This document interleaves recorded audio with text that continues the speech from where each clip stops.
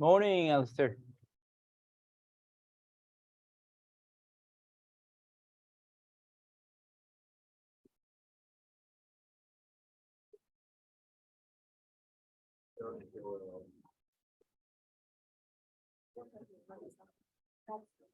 There's some stickers in here. What are these characters? That's cute. It's just like cool. I'm just looking for like different things. Today I realized because Rob is wearing always cool t-shirts. We got a Yu-Gi-Oh theme today going, so.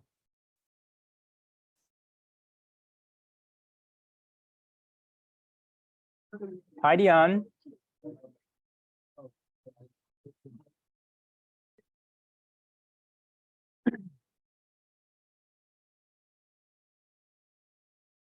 Hey, Helen, how are you?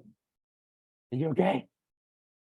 I almost left in again. Oh, but you're here. That's what it matters.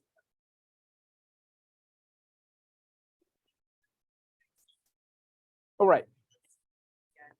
So that was Queer Music Day. Thank you.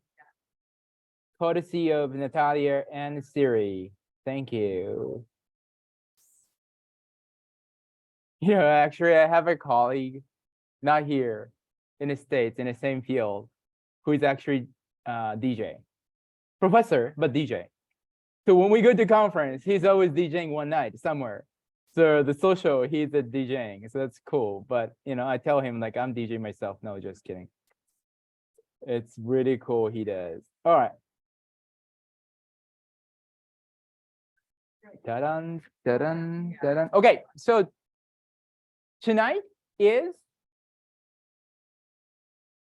11:59 p.m. Today is the deadline for, yes, critical chapter reflection 2. So chapter 5 or 6, choose, read, based on the reading, write the thing, template, submit it through e-class.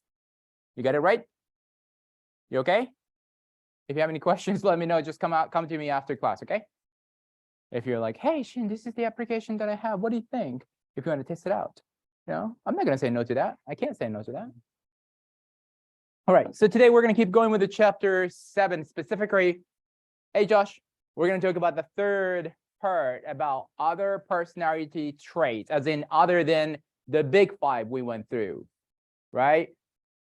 What were the big 5? Neuroticism, you jump to that. That's interesting choice, but yes, neuroticism is one. Oceans, yes, ocean is the first letters of everything, and N is openness. Thank you.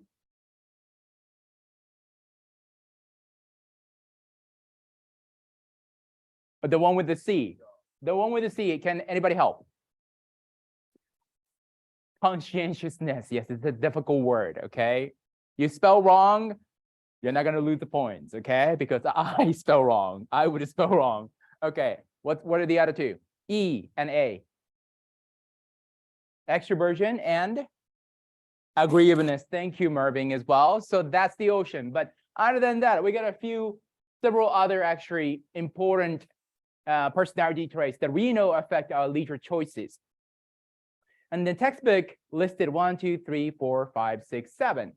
And actually, I'm not going to expand on, and you're not going to be tested on these 3. And here's why. Attention style, autotelic personality, and to an extent, time orientation, all of them relates to flow. If you have realized that actually autotelic personality is definitely related to flow. It's one of the conditions. Attention style, you know, absorption, related to flow as well to an extent. So we kind of talked about enough about flow in chapter 4. So I'm going to sort of skip in that. And time orientation especially, I think isn't studied, well, has been studied, not so much in relation to leisure. But these days, you got to talk about this, right? Sometimes it's cool to not to say the word and just say this and point to it because you see it. Mindfulness. This is a big topic that, you know, many people talk about. So I wanted to talk about mindfulness, which obviously have an implication for leisure, recreation, sports, tourism, whatnot. And the new one, I'm going to add one more thing called grit as well. So starting with the locus of control. We mentioned this a few times in both in this course and the RLS 100, especially this one side of it, internal locus of control. But generally what it is the basically people's tendency around perceived location of control in life.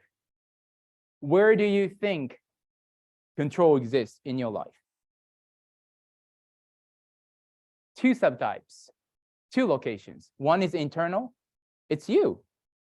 These are the people, if you have a high internal locus of control, you're the type of people who tend to think it's us, it's you who have the control to a great degree, actually. If you believe on the other side, external locus of control, you're the type of people who tend to think it's the environments, it's other people, it's the society, it's the luck that have a control in whatever the thing's happening to you. So which side are you? Are you internal locus of control or are you more of an external locus of control? Generally, research shows that this internal locus of control makes us more resilient in a stressful situation and also resistant to the stress as well. So there's that too. Now, the chapter talks about this leisure-focused research around locus of control. Manel and Bradley, probably. I know his first name, Michael, but anyway, what they did was, you may remember around chapter 3, we had an experiment in which we basically tricked the people so that one group would feel the perceived freedom and choice. Remember? So one group of people had to just play with the one activity, game. The other group of people were given a choice, quote unquote, like let's say 3 boxes, and they could choose one of the box. And in that, there's a game, right? And they feel like, ooh, there's a choice. No, actually, same choice, same game, sorry. But they don't know that. They feel the perceived choice. So they got a 40 student who are high on internal locus of control. They had a other 40 students who are high on external control, locus of control. And then randomly divided them into the 20 student subgroups, one with the perceived choice, perceived freedom, one without, okay, just given the game. Same thing with the external locus of control side. Hey, look, what they found expands on what we know. So in that situation from chapter 3, we know that, typically greater perceived, freedom is good. Perceived, choice is a good thing. And they measured flow, though, by the way. They measured flow and absorption, a sense of, altered sense of time. So this is a time duration estimates by the people that, lengths of the time they thought they were spending in the room while playing the game, which means the lower the time, more absorption and more flow. Make sense? So we want to see actually if the flow will be indicated at the lower estimated time. So among those individuals with the internal locus of control, right, those gray bars, high freedom, high choice situation led to significantly more flow. Okay, and this is what we sort of knew without considering locus of control. But then that's the tricky part. That didn't apply at all to the people who are high on external locus of control. It went actually opposite. When we gave them more perceived choice, they actually experienced less flow, less absorption. Right here, right there. Yeah. Only this people, internal locus of control and high freedom, when those two things meet, they experience significantly more flow. Now, what does this tell us? The bigger picture is this, though. First of all, well, this, right? People tend to experience flow when they have internal locus of control, the personality, and the situation allows for the choice. We tricked them, yes, we did, but the situation was designed in such a way that allowed for the at least perceived freedom and choice. Now here, what this means this. Remember in the very beginning, the chapter 1, we talked about different ways, 3 main ways to do social psychological research. One was called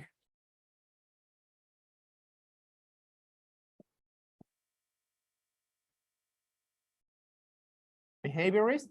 The other one was cognitive. And then the third one was that right there, interactionist. Interactionist means that basically we got to look at the both personal factors, like a personality, and also what's happening around them, around people. And both matter because, well, the interplay, this finding supposes that actually interplay between that internal and a situational, personal and a situational factor matters. Only when internal locus control meets the, choice allowing situation, that's when the flow happens. Make sense? Only when internal locus of control and their choice allowing situation meet, significant increase in the flow happens. Both, not a one. So who we are, our personal factors and the situational factors.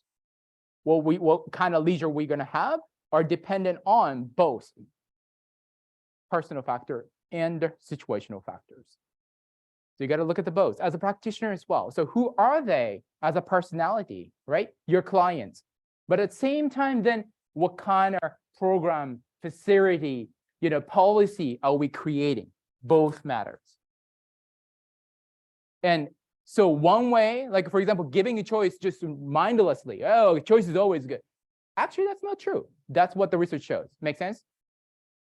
And that's tricky because a lot of people out there, I gotta be honest with you, the practitioner out there, they think that the more freedom, the better, just simply, which is not true actually based on research. You gotta know who they are. You gotta know the situation. Now, sensation seeking is the other type of the other big, external to the big 5 factors that we're going to talk about. And it's kind of like extroversion right there, right? But the tendency to pursue stimulation and take risks to bring about optimal arousal. So it's a little different from extroversion because extroversion includes typically gregariousness, as in you enjoy company of other people, right? Sensation seeking, not necessary. You can be alone, you can do solitary activity, and you can just seek sensation. Extroversion is typically characterized by the high energy, like that person themselves is a high energy person typically. But sensation seekers are not necessary. They can be quite quiet, but then they're seeking type of activity like certain type of like violent video games, or they're like racing, or skydiving, so on and so forth. Now, these people are more likely to be adventurous and do intense activities like skydiving maybe. I will never do that. I am low on this, 100%. While also seeking a greater variety of activities as well. So you can't keep, you can't keep doing the same thing. You got to do or mix it up all the time. That type of personality. That happens too, So knowing, for example, for my wife, the fact that she knows that I am low on this is very important. I'm okay with the same thing over and over. She may go like, why don't we do something new? I'm comfortable here, same place, same activity. Sometimes we have to mix it up, obviously, for her and everybody, that's relationship, I guess. That's another interesting, sorry, just a tangent. But personality, we're talking about one person typically. But personality gets way more complex when multiple people meet, right? The relationship is an epitome of that. So it's a 2 different personality. Always, you're not really the same person. So there's always have to be a compromise. Or you have a 20 clients, group of 20 clients that you have to serve at the same time. Ooh, introvert to the extroverts, right? To the agreeable people to not agreeable people. What are we going to do? So that's the tricky part. But anyway, that's above my pay grade, and then I don't know yet. So we'll see. But the playfulness is another thing that's very important. Obviously, play is in that name. And that is one of the personality. The chapter suggests that actually playfulness looks somewhat different for children versus adults. So for children, Lynn Burnett, she's the developmental psychologist at the University of Illinois. I studied with her a little bit too. She identified, based on some research, that there are 3 main aspects to playfulness among children. They are spontaneity. Kids don't think about things. Come on, Kids just stick the, dirty hand. You know what they're gonna do? They're gonna lick it. They don't think about like a tummy ache that they're gonna get. They just gonna lick it, right? Sense of humor and manifest joy kind of goes together. They're being funny, and they enjoy funny, and they express funny, the joy that they tend to laugh more, smile more, right? And that's tendency. That's the characteristics of the being playful. If you see these characters, they tend to be playful. Although it's actually fine. It's difficult to find a kids without these traits much. But what's more important today, I want to say, is this: adult playfulness. Just a simple fact not written here is that playfulness is an important characteristic for adults as well. We should be playing, and we should have that tendency to be playful in non-play situation as well, because this trait, this is a personality, so it apply even if it's a work, right? Lynn Burnett defined adult playfulness as this: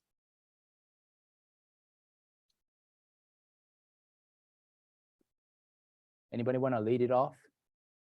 I gave a keynote at the 7 p.m. yesterday, and I was talking 1 hour, so it was, and my voice is almost gone. So anybody want to read it off? Volunteer.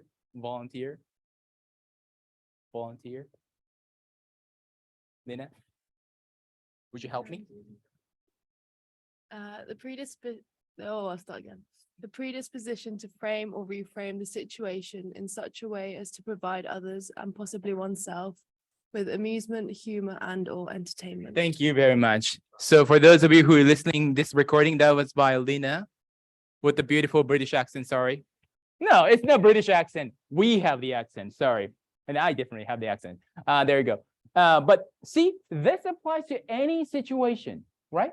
Even the work, stressful situation, we can frame and reframe, interpret and reinterpret, if you will, the situation in such a way that it will provide other people and yourself a little bit of amusement, humor, fun. There are people, those people. Maybe you are that kind of people, but maybe in your family, in your friends, there are people like that.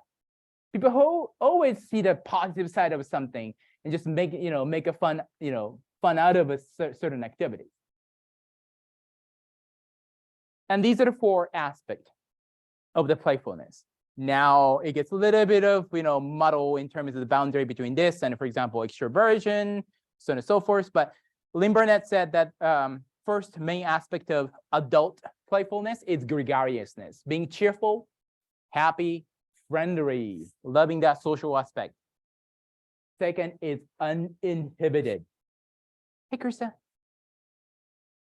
Right? These are the people who are not so concerned about social norms, regulations, and whatnot. Just like outside the box thinking, all the time. Comedic. Joking around, being funny. I know those people. Probably you know those people too. Sometimes a little too much. But it's great to have those people in life. And then finally, dynamic, active, energetic personality as well. Now, once again, going back to the point that adults should be actually playful, and we can actually, once again, personality doesn't change overnight, but we can work on it so that we actually get more and more, for example, playful. We can have more playful situations and states, right? Activity experiences, which actually help us to be a little more actually playful as well. And doing so will have value based on this Magnuson and Burnett study. Actually, Magnuson was my buddy in a grad school too. They found after studying students, university students, so adults, I guess, lower level of perceived stress. So they're more resilient. They don't even they're less likely to feel stress. And then finally, more frequent use of adaptive coping. So coping can be sometimes adaptive or maladaptive, like, for example, avoidant or escapist type of coping is typically considered as maladaptive. So like, hey, there's an exam, let's not think about that. That's a maladaptive category coping, right? But the adaptive coping, hey, Edward, welcome back to the class, is the more of a problem-focused coping. For example, playful adults are known to have that broader perspective, outside the box thinking, remember, uninhibited. so they can find that creative solution to the problem. Make sense? So there's sometimes in that situation where like, oh, what's the solution? They can be the one who can be like, what about this? Shyness. How many of you, okay, be honest with me. How many of you feel like I'm more of a shy person? Yeah, shy person by show of hands. Shy person, okay. About 50%, 50%. Now let's talk about shyness a little bit, because I think this is one of the most misconstrued, misunderstood personality traits, especially in relation to introversion, okay? Shyness, psychologically speaking, is a tendency to perceive discomfort, so not comfortable, and feel inhibited, like, constrained in the presence of other people. And it doesn't have to be the actual others like this, but it could be just like, I feel like the general society's, view of you as well. It is related to, but it's actually different. It's not the same thing as introversion at all, okay? Shyness leads to less perceived freedom in leisure, and more internet addiction. So there's actually challenges around that too. So shyness has been studied largely as a quote unquote maladaptive trait. And this is why it's different from introversion. So in contrast, research has shown the benefits of actually introversion. So being introversion is not at all in itself malicious or any maladaptive trait in itself. Introverts, for example, the textbook shows introverts score higher on tests of absorption. So they can get more focused when they need to, hyper-focused.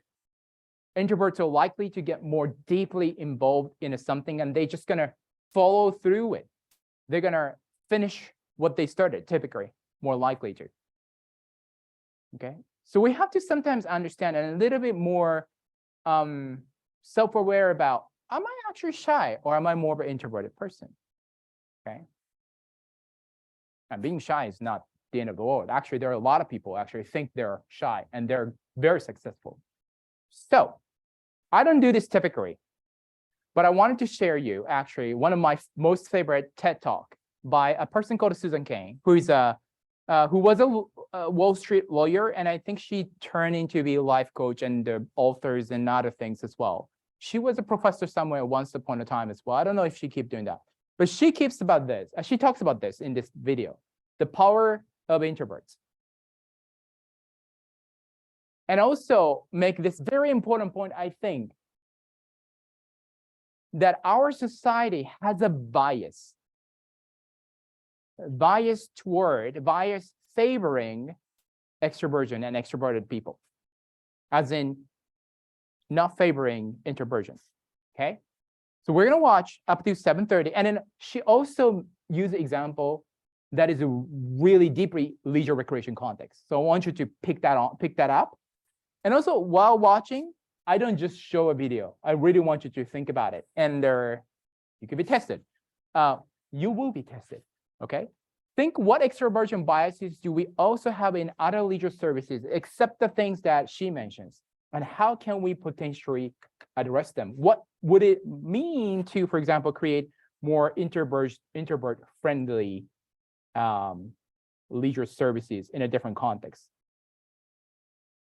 I think things make sense when you see the video. So let me pray that. Let me share this so that people in the recording can also watch this.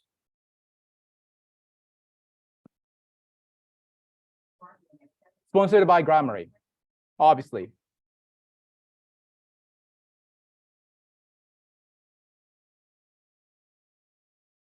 Wait, this is not the video. Oh.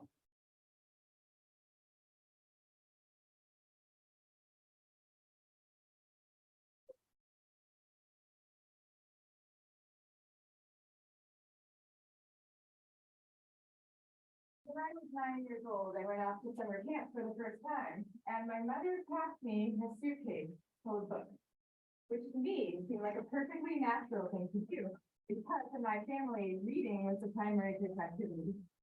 And this might sound antisocial to you, but for us, it was really just a different way of being social. You had the animal parts of your family sitting right next to you, but you were also free to go roaming around the adventure lands inside your own mind. And I had this idea that camp was going to be just like this, but better. I had a vision of 10 girls sitting in a cabin, cozily reading books in their matching nightgowns. Camp was more like a keg party without any alcohol. And on the very first day, our counselor gathered us all together, and she taught us a cheer that she said we would be doing every day for the rest of the summer to instill camp spirit. It went like this. R-O-W-D-I-E, that's the way we spell rowdy, rowdy, rowdy. Let's get rowdy. Yeah. So I couldn't figure out for the life of me why we were supposed to be so rowdy, or why we had to spell this word incorrectly.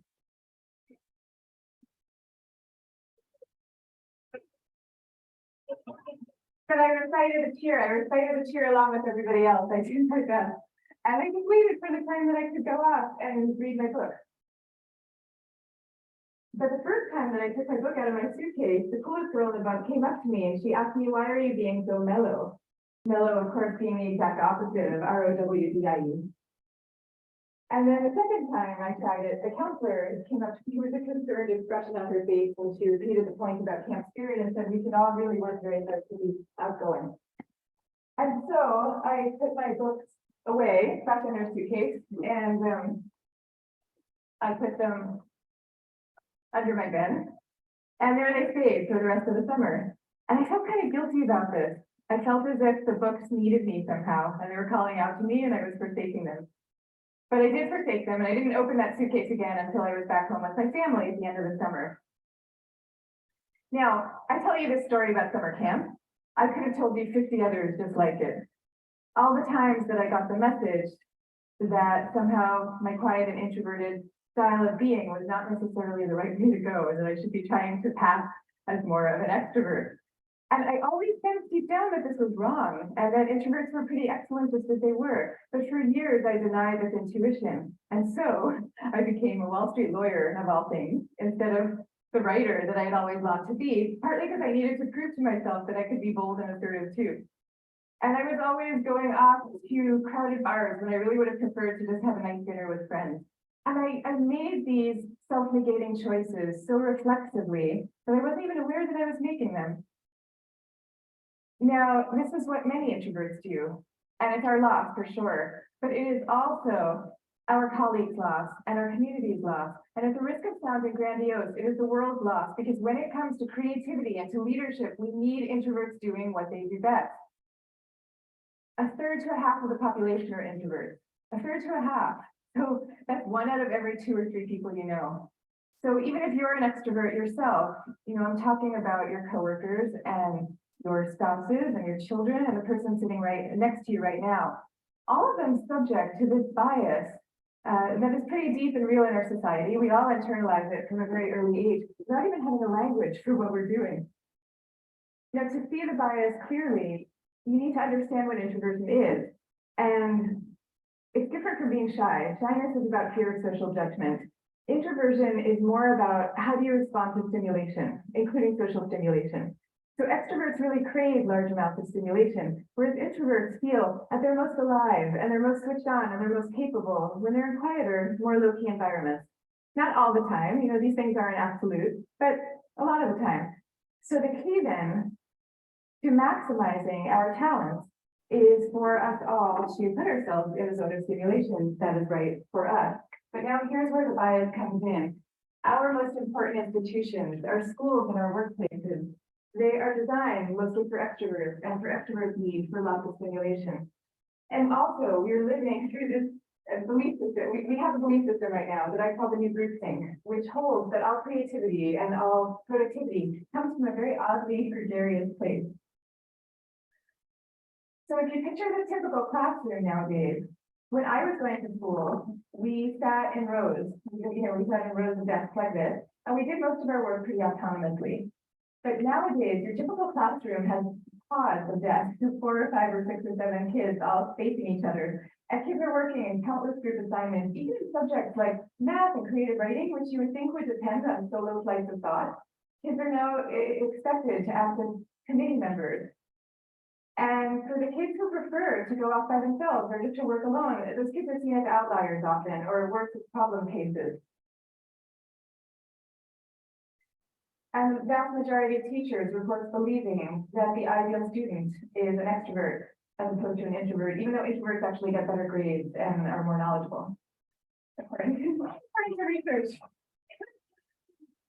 Okay, same thing is true in our workplaces. Most of us work in open plan offices without walls, where we are subject to the constant noise and gaze of our coworkers. And when it comes to leadership, introverts are routinely passed over for leadership positions, even though introverts tend to be very careful, much less likely to take outsized risks, which is something we might all favor nowadays. And interesting research by Adam Grant at the Wharton School has found that introverted leaders often deliver better outcomes than extroverts do, because when they are managing proactive employees, they're much more likely to let those employees run with their ideas. Whereas an extrovert can quite admittedly get so excited about things that they're putting their own stamp on things, and other people's ideas might not as easily then bubble up to the surface. Now, in fact, some of our transformative leaders in history have been introverts. I'll give you some examples. Eleanor Roosevelt, Rosa Parks, Gandhi, all these people describe themselves as quiet and soft-spoken and even shy. And they all took the spotlight, even though every bone in their bodies was telling them not to. And this turns out to have a special power all its own, because people could feel that these leaders were at the helm, not because they enjoyed directing others, and not out of the pleasure of being looked at. They were there because they had no choice, because they were driven to do what they thought was right. Now, I think at this point, it's important for me to say that I actually love extroverts. I always like to say some of my best friends are extroverts. I'm going to stop right there. So I hope you got what I said about the example she used to show the quote unquote extroversion bias in the liquidation context. You got it? You got it? Camp? Have you had that experience? Maybe you're extrovert, so you didn't think about it. Or you're an introverted person too, and you're like, yeah. So now my question is, what other biases, what other services, the programs and facilities that we offer are actually designed? Sometimes it's at the physical level, like, she was talking about the how classrooms are now pods, right? And that revolves, and there's a benefit to that too. But this is one way of decision and bias too. Or sometimes the policy level regulations about when to speak, when not to speak, where you can do, what you cannot do, right? And sometimes the programming and facilitations and whatnot, that might be biasing. What are the biases that we might have in the leisure industry, broadly speaking? Sports, recreation, tourism, parks, play, youth camp, so on and so forth. How do their facility program policy would look different if we are to say, you know what, let's flip it for the exercise, mental exercise. If it's flipped and we're quote unquote biasing it for introversion, what does it look like? Why are we not doing it? Okay, make sense? All right. Since we're talking about introversion, you can choose. Either you can just quietly think on your own, or you can just talk to your neighbor and just whisper. Have you actually whispered these days? I don't know. You can whisper. Yes. I'm gonna whisper. You can talk.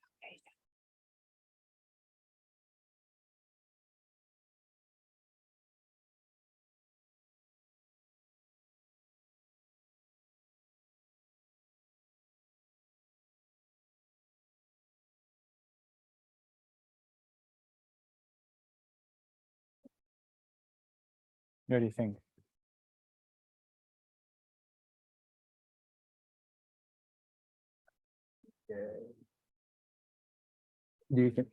Do you think you're introverted or extroverted? You're a little introverted? So, Yeah. for like pretty quiet too. I don't like going outgoing. Yeah. Were there any leisure, recreation, sports, tourism, whatnot contexts where you were not, you felt like, ooh, I wish I had more me time or my own space? Really. No?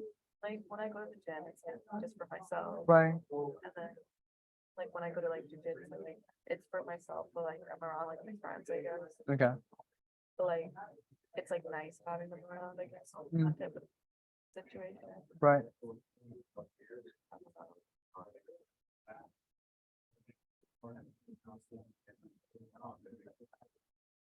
Any other things that we know of? Let's say, what do you know? Let's hear Nora's idea. I think that it's easy to be an extrovert. Mhm. Like everyone can do that. That's like an expectation. Right. Whereas like some people just don't think that the same as them. Where- Everyone's different. So Right. Where do you think that happens potentially in the leisure services industry? Broadly speaking. that should end, I'd say. Mm, Like no matter what, like mm. being extrovert, introvert Yeah. change how you like. Where do you guys hang out these days? Like, when you're like a Friday night, today's Friday. Friday night, people like tell you, hey, let's Harleen or hang out. Where they're going? Where are you going? Bar. Bar where? I want so see. Okay. Well, I think it like 2 weeks ago, we went to like the Pine, Okay. like a after party thing for Bug Night or whatever. Okay. Are they noisy or quiet? Are pretty outgoing. Yeah. So your friends are quite noisy, maybe I like to spend my Fridays in chill, mellow. gym or just that's how I Ah. am. I'm like a See, homebody. but then your friends are like that sometimes, Yeah. My friends will be like crazy, like you're never out, like right? And then all the birds, and I don't even know. Like, can we have a bird that's actually quiet? Like that where actually we can have like the hangout, right? We hang out to the place where we actually cannot hear each other. Is that like a little bit like ironical thing about it? Like let's hang out. How are you doing, Harry? You know what I'm saying? Seriously. Okay. What did you think or what did you whisper about? Any other biases in leisure industry that you noticed? Curtis. I was just bringing up like any like outdoor leisure activity, maybe like a running club or like a biking club. It's all in groups and it's all done in a social setting. Right. So most outdoor leisure activities that you do outside of school and like when you're older are all tended towards to be more extroverted. But I was thinking more introverted people would just go do that on their own. Anyways. Makes sense. Yeah. Yeah. You can do that, I think. Well, maybe it's nice to have that option to do it socially as well. But I wonder, like these days, maybe you can do social or be comfortable as introverted in that kind of situation a little bit that like you can run yourself, but you can share if you want to your achievements and whatnot through their social medias or one of those Strava, those apps and whatnot, basically. Anything else? Any other biases, Luke?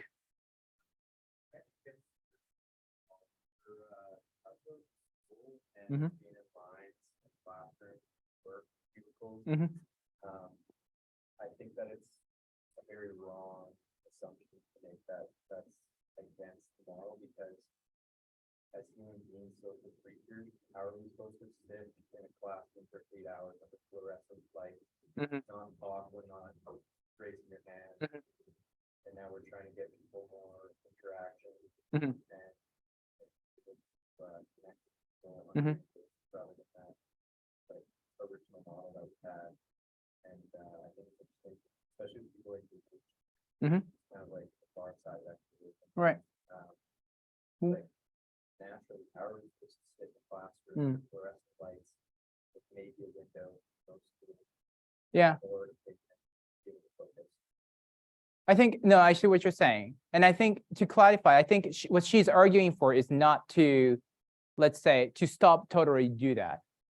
But what she's pointing out is that now we're kind of like swinging from the one side which was actually not obviously inclusive, nor actually good for our human the brain and functioning at all, to all the way to actually opposite extreme to an extent maybe, that everything is done in that committee model. That why do we work every single math problem as a committee? Why don't we have it take time to actually think about it? And the research actually supports that importance of, for example, when we do pair share, to actually think pair share, to have time to actually think yourself, write, maybe take a notes yourself, your thoughts, and then share, and so on and so forth. So having that moment of you is actually important. And actually, there are moments in our life that we don't have the committee, that you have to make a decision to an extent. So can you function under that situation? So there's a balance. So she's kind of taking that opposite, the criticism that, so that we're hoping that we find somewhere in the middle. Now I was talking with Harin, sorry, that do you find ironic thing about quote unquote hangout? Especially in North America, I found, but to an extent it's globally. But when you say hang out here, you go to a bar typically, right? And the bar crank up the music typically when it gets busy, especially. People are talking, people are joking, people are loud, people breaking stuff, music going on and on. You hang out. Typically hang out means you catch up, right? You catch up with the friends. You hang out the place where you can't hear each other. Seriously. I'm typically at the bar saying like, especially me being not speaking English as a native language, I go like, so how are you doing? You know what I'm saying? And then people are like, huh? Oh, I'm good. That takes a whole energy to actually figure it out. Why are we not having actually a bar? Well, some bars are actually more mellow and quieter, obviously. So we can choose those things. But maybe that's one of the examples that how we actually bias things. As when the 50% of the population is actually introverted, right? It's actually a hard fact that close to 50% actually are introverted. It's just a physiological truth. Of course, maybe many of those introverted people don't go out as much just because of the bars, the type of bars we have, right? Obviously. So how do we look different? How do we provide a potentially leisure service differently if we're to speak to the wider types of personality? I think we do this even in the camp context that she talked about. Have you been to a camp where actually there's a empty time where you can do whatever you want? Does that make sense? Some of the camps are like everything is structured. You're doing this as a group, right? Everything back to back. But some of the camps are actually there's a free time where if you want to read the book, you can read a book. Because we're slowly realizing that, oh, we've been all the way that way. But actually, we need to speak to both because you know what? Guess what? Especially like a camp, 50% of clients close to are actually introverted. And obviously, they need a nature. Obviously, they can benefit from that, recreation experiences and context. So we have to be able to speak to that as well. So hopefully, when you actually design a program, you think about that. Maybe not in the same program. You can actually maybe have two different programs, depending on our human resources and money. And maybe actually that's good marketing purposes too. Have you ever seen any programs that are intentionally low-key, quiet? Even I would go back to actually Luke's point about ADHD. We actually have a play program and a facility that is specifically for kids with ADHD and ASD that are actually low stimulating, right? No fluorescent, no crazy colors of the kids' room, red, yellow, blue, green, not that, more quieter tone. And interaction is the facilitator is not going yelling at you and spitting on your face, but they're more quieter and one-on-one experiences. We do that because we know that they enjoy that better. They're more comfortable there. They function better as well. This is part of that too, a little bit. Although technically there are different brain mechanisms, ADHD and ASD with their extroversion, introversion. So think about it. And then we get to the mindfulness, which is probably all of you have heard it I don't know how much you thought about it. I don't know how, do you think you're a mindful person? Yeah. What do you know about mindfulness? Anything that comes to you? The technique or any mindfulness program that you have? Sorry.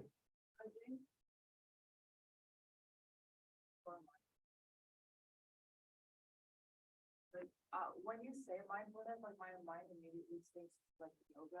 Mhm. It's like, Yeah. that's not, like, Yeah. that's like first thing. Yeah. Yoga is a big thing, right? And it's not bad. I mean, yoga has so many benefits, actually, physically, psychologically, whatnot. But being mindful is a little more than that. Actually, mindfulness comes from Zen, the Buddhist philosophy. And I'm reading actually Zinkavat. He's the medical doctor who went to Japan and did the whole Buddhist stuff. And he's the one actually who started actually medical model of the mindfulness, actually a trend. And he's talking about how mindfulness can be done anywhere. When you're sitting, when you're standing, when you're just living, any moment, you can practice mindfulness. Anyway, but the mindfulness is this. At the very core, it's a tendency to be attentive and aware of what's happening inside of you and outside of you. Inside of you as in both physiologically, your breathing, for example, your heart, your thoughts, your feelings. And also outside of you, the noise, the sensations, other people, so on and so forth. Let me finish that just without being judgmental. For example, I make a mistake in a badminton. Badminton, Shin, that's not mindful activity. No, it can be mindful in that too. If I was the mindful person, which I am not, 100%, hands down, I am not. But if I was, I may make a quote unquote dumb mistake in a shot. I may be upset, but I may recognize, ooh, I'm upset because I made that mistake. I shouldn't have made that. But that I wouldn't engage that, shouldn't have, wouldn't have, all that kind of things. You know what? But that happens. That's what happens. You observe the anger happens, and you just hold still and let it go. I just also notice that it's melting away from you too. It's not about, oh, I shouldn't have, oh, but I shouldn't be actually upset. You're upset about being upset now. You see what I'm saying? You get into that negative spiral because you become judgmental about it. Diane. Like finding peace amongst chaos. There's that one picture, worldwide picture where I think they were at war, and there's a Buddha, or a monk, I should say, sitting right in front of his tank, or just being present. Future's not here yet. Past is gone, let it go. Just as a yoga teacher, learned all through that stuff. That's interesting. There's actually in a Buddhism have that what do you guys call the mandala?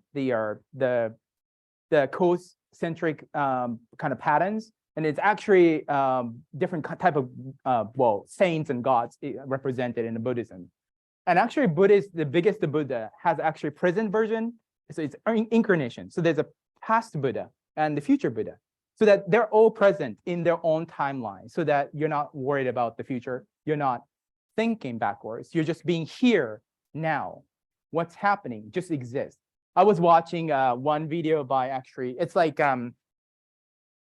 wired video. Do you know what I'm saying? Like experts come in from different tech and chemistries and physicists, and there's one Japanese monk who's like experienced like the lifetime monk come in and talk, and there's English subtitle if you want to watch. What does it mean to do Zen? Actually, exactly what it is. Zen is about being present, even if it's uncomfortable. Exactly. So it can be done anywhere, any place, anytime. It's related to the present time orientation, though, that the chapter talked about a little bit, and exists at both personality and the state level. And that's the key. The fact that if we go through mindful moments and states and experiences, research shows that we can be a more mindful person. And research shows there's so much benefit, and probably you heard about this part. But for example, medical research shows that mindfulness can prevent youth from smoking. Smoking is typically not so great. You know, it happens, but not so great if you can. Practicing mindfulness cuddling. There's a different kind of mindful techniques, actually. Cuddling can be very fun one. Can increase mindful awareness, focus, and facilitate your self-care activity as well. So there is quite a bit of benefits to that. I'm going to stop right here because it's a time. It's a Friday. Happy Friday. Go have fun. Hopefully you find a place that fits your personality. If you're introverted, it's okay to stay at home, have fun. If you're huh? Oh, it's St. Patty's Day. I see some greens. Is that because of the greens of the St. Patty days, or is that because of just the U of A? That's the U of A. I wore it. Okay. because Okay. Yeah. There you go. Yeah. Okay, so you're Irish, or if you worship Irish